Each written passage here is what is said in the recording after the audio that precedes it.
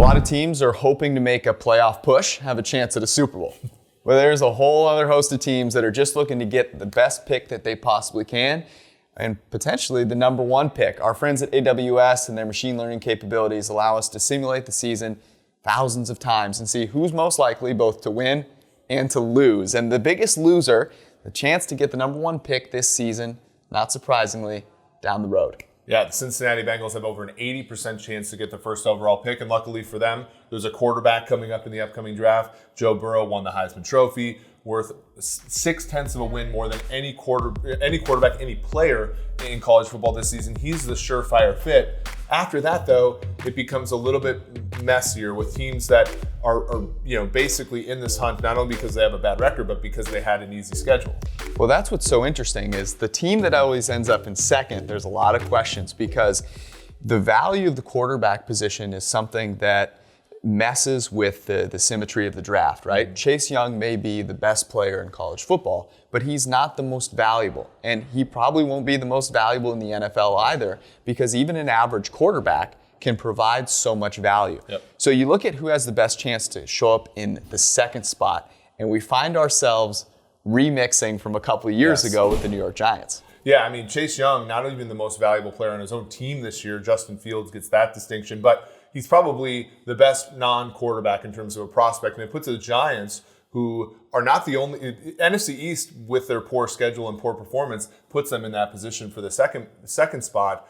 They're in a position much like they were in 2018, where do they take a really good player at maybe a less valuable position in Chase Young, or do they field trades? Because we know, like last season at this time, Kyler Murray wasn't even slated for the number one spot. There might be a quarterback that leaps up the draft board that's going to give Dave Gettleman or whomever is the Giants GM a huge trade bounty should they give up that pick. Well, and interestingly, the other two teams that have a shot there, the Redskins, who just took a quarterback high, who's played a lot better in Dwayne Haskins, and then the Miami Dolphins, who made that trade for Rosen, but I don't think will be tied to him, certainly haven't been this season.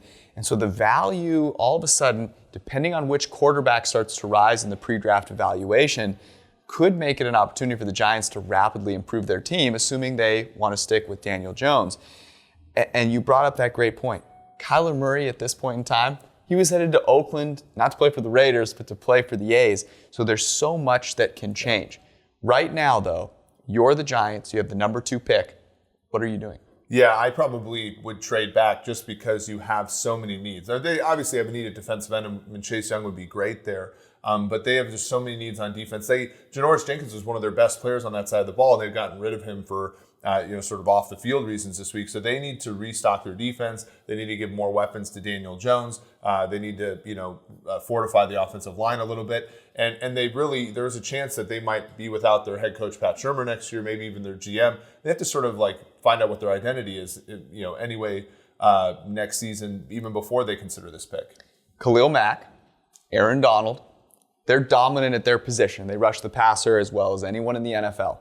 But without good quarterback play and without an offense, they've been on teams that won 4 games.